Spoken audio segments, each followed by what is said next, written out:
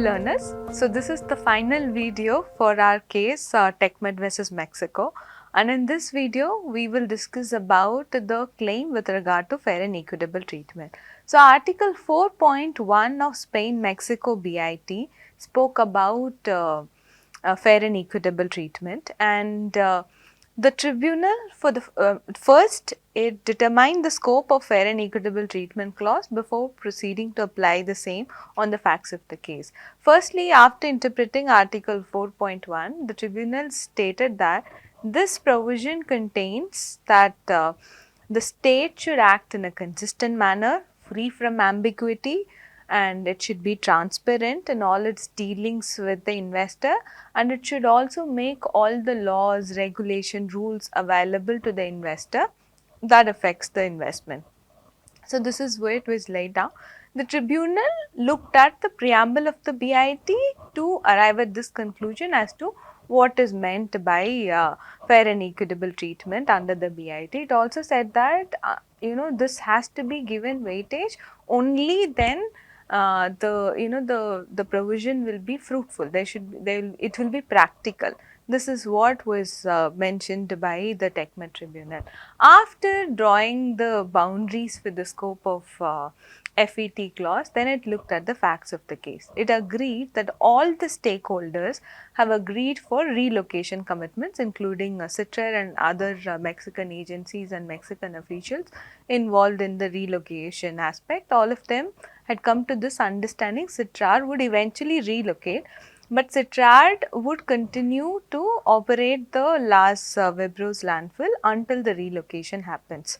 So in that case, when in order to fulfill its commitment that it will operate the Las Vibros landfill, it had applied for extension of cell number 2. When it had applied for extension, the reply that it got was the same would be considered along with the renewal application.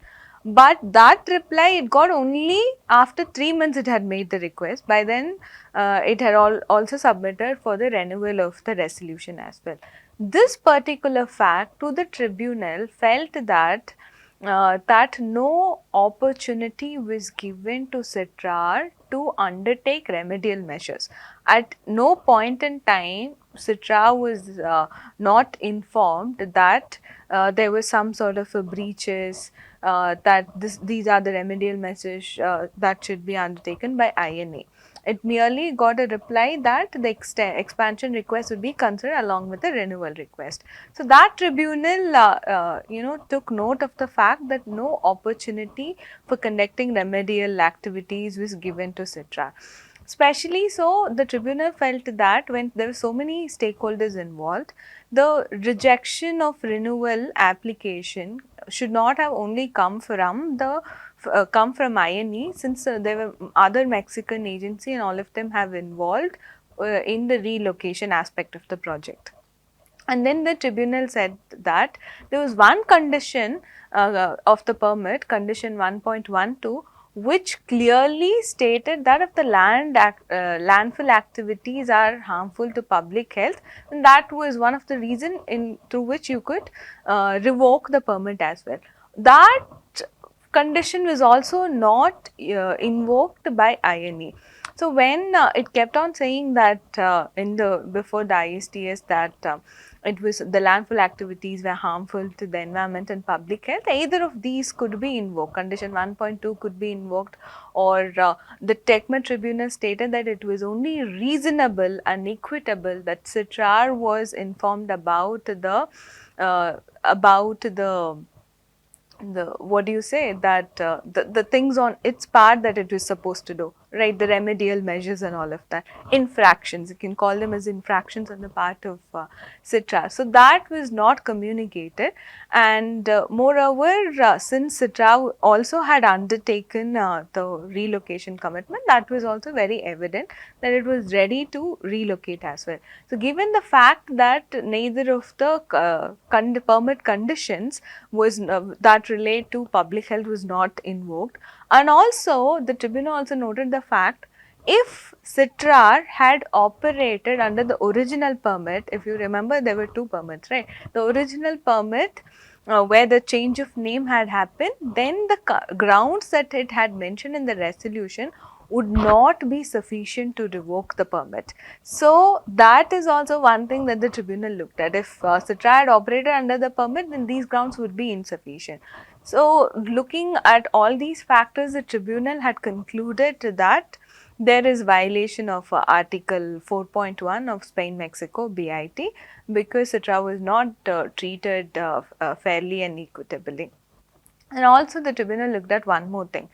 If with regard to the permit, the license, there were two letters that were there, and there was a unilateral change in the terms of the permit from the INE's end, where a license to operate the landfill for an indefinite period was changed to a license which had to be renewed annually. So the tribunal stated that this particular unilateral change in the terms without giving any opportunity to Citra would also amount to violation of FET clause, but technically, since those measures were taken before the BIT came into existence, the TECMA tribunal could not find a violation of FET clause for that particular aspect. That was due to a technicality.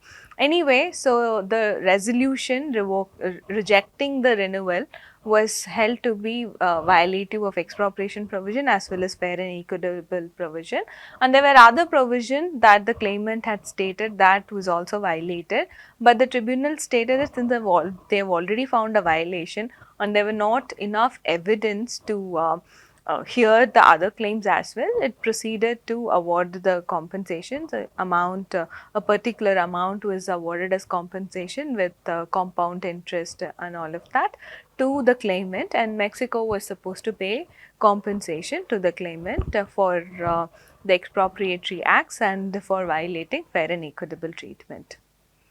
In the next video, we will look at another case wherein the issue of environment was at the forefront in an ISTS case.